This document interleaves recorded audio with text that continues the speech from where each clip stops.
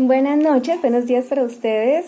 Vamos a hablar un poquito acerca de cómo aprender a tratarnos mejor entre la pareja y también cómo tratar mejor a nuestros hijos. Este es un tema bastante complejo porque en general yo pienso que todos somos conscientes de que es importante que en la familia tengamos un trato bondadoso entre la pareja y por supuesto hacia los chicos.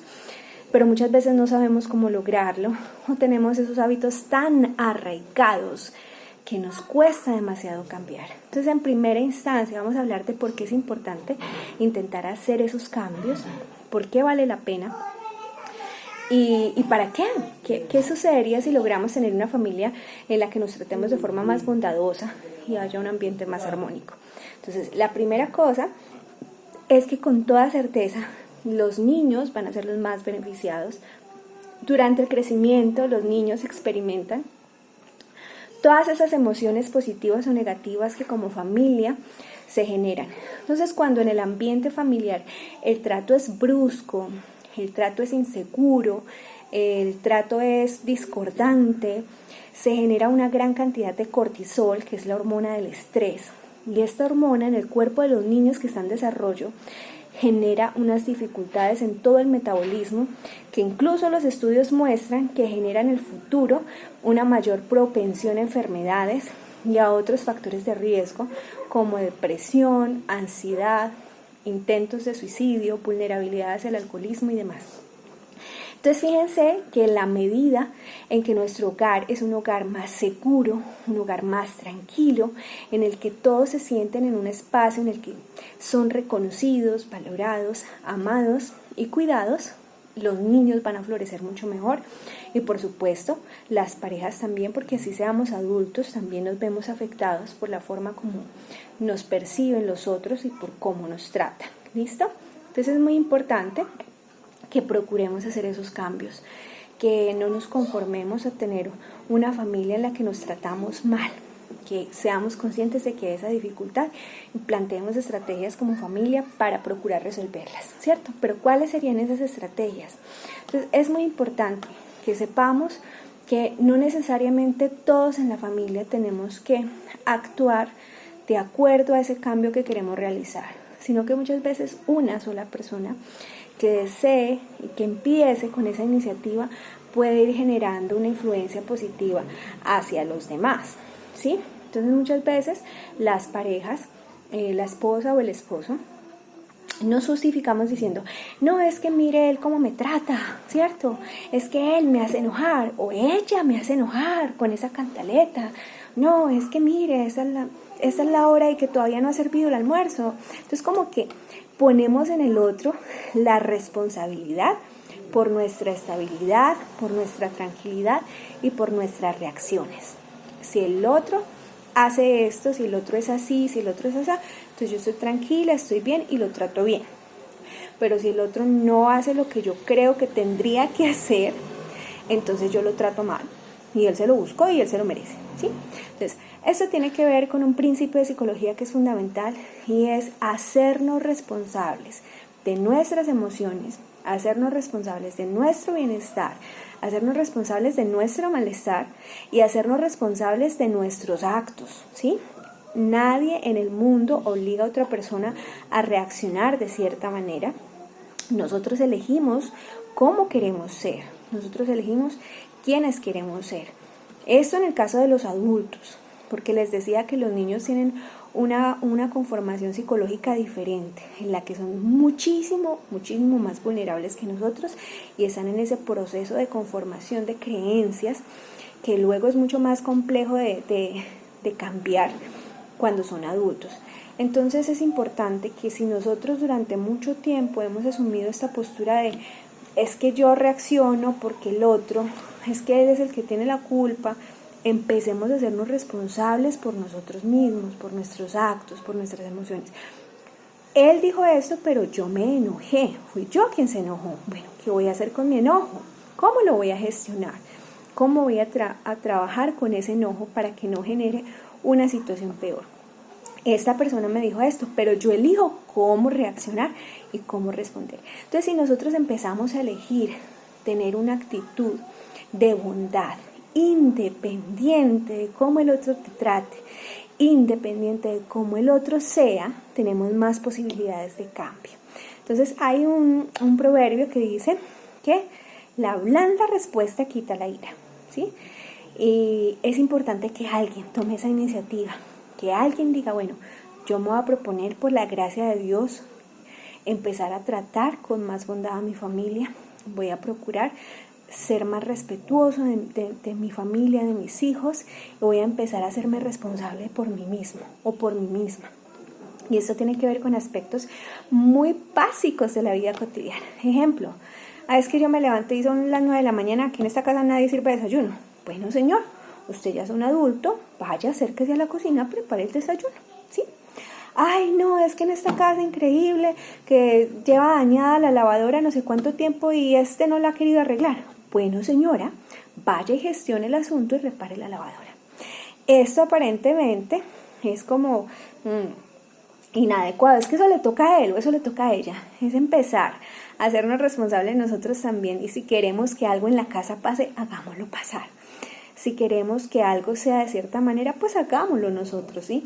Eso necesariamente va a generar la tranquilidad de uno. Entonces a veces no necesariamente tiene que ser la esposa o el esposo quien asuma ciertos roles. Si el otro no lo hace, podemos intentar nosotros hacerlo. Entonces el trato hacia el otro tiene que ver mucho con ese trato que yo también me doy a mí primero.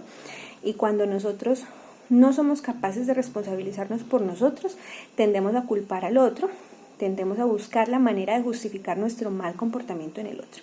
Entonces, eso también nos debe llevar a nosotros a una búsqueda de Dios, a entregarnos al Señor, a entender que el único que puede a nosotros darnos esa estabilidad emocional y llenarnos afectivamente y hacernos felices es Dios.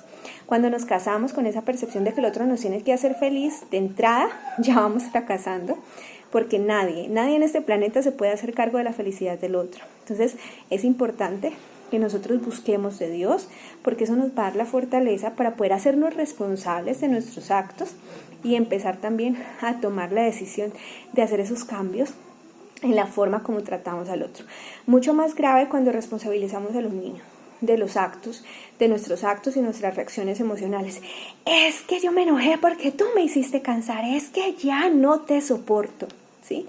Todo este tipo de cosas generan los niños una percepción de no soy valioso, no soy competente, y en realidad los adultos deberíamos en todo momento ser un referente de tranquilidad y ser un referente de manejo emocional. Entonces, como les decía antes, es importante que si notamos que hasta ahora no lo hemos logrado, nos lo propongamos y también pidamos ayuda en algún momento. Hay una de las cosas que a mí me parece muy grave que sucede en la iglesia, y es que como somos cristianos, pensamos que el hecho de creer la doctrina correcta ya es suficiente y muchas veces nos conformamos a vivir mal. No es así, y no es eso lo que el Señor quiere. Si en algún momento nosotros necesitamos pedir ayuda, busquémosla, porque a veces en realidad no sabemos cómo mejorar, y con toda certeza el Señor nos va a ayudar y va a enviar personas que puedan ayudarnos y a desarrollar ese aprendizaje necesario para que podamos tener unas vidas más armónicas y más felices. Entonces es importante también, una recomendación adicional es que no cortemos con la comunicación. Sí, muchas veces uno dice, no, es que cuando hablamos las cosas es peor, entonces hagámonos locos. También es importante saber que si hay una situación familiar en la que está fallando, en la que hay que hacer arreglos y no la hablamos, no se va a desaparecer, eso va a estar ahí. Es como cuando tapamos el mugre con una alfombra. Llega el punto en el que eso se destapa y se destapa mal. Entonces es importante tratar de resolver el asunto en el momento que se da, cuando se amerita, porque también es cierto que hay pequeñas situaciones que como pareja podemos dejar pasar. Entonces esa es otra recomendación, evaluar cuándo es necesario hablar y hacerlo, y cuando podemos dejar pasar las cosas, hagámoslo. Otra recomendación es que procuremos siempre ser el cambio que queremos ver, ¿sí? Si yo quiero que mi familia sea más bondadosa, yo voy a procurar ser más bondadosa. Yo quiero que en la casa todos tengamos una actitud de cooperar, yo voy a procurar estar en esa disposición de cooperar. Y finalmente, la última recomendación, centrémonos más en lo positivo, señalamos con frecuencia lo negativo del otro. Es que tú no haces esto, es que tú, tanto a la pareja como a los niños, ¿no? Entonces es importante empezar también a decir al otro, mira, gracias. Hoy te levantaste y hiciste el juguito de naranja, lo valoro mucho. Pues los niños, muy bien, hijito. Qué lindo te quedó el haber tendido la cama. Pero a veces no estamos conformes con nada.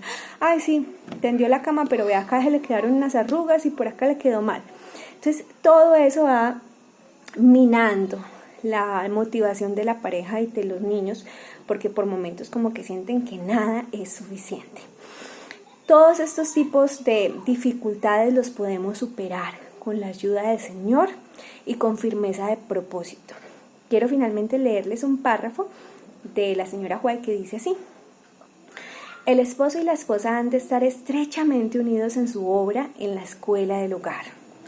Deben ser muy suaves y cuidadosos en su manera de hablar. No sea que abran una puerta a la tentación a través de la cual Satanás entre para ganar victoria tras victoria. Deben ser mutuamente bondadosos y corteses, obrando en tal forma que puedan respetarse recíprocamente. Cada uno ha de ayudar al otro a fin de rodear al hogar de una atmósfera agradable y sana. No deberían discutir en presencia de sus hijos. Deberían conservar siempre la dignidad cristiana. Yo leo este párrafo e inmediatamente pienso en todas las ocasiones en las que, por ejemplo, he fallado en algo. Y eso como que nos desmoraliza. Puede ser que a ustedes también les ocurra. Y a veces por eso la gente como que evita leer el espíritu de profecía. Pero ¿saben?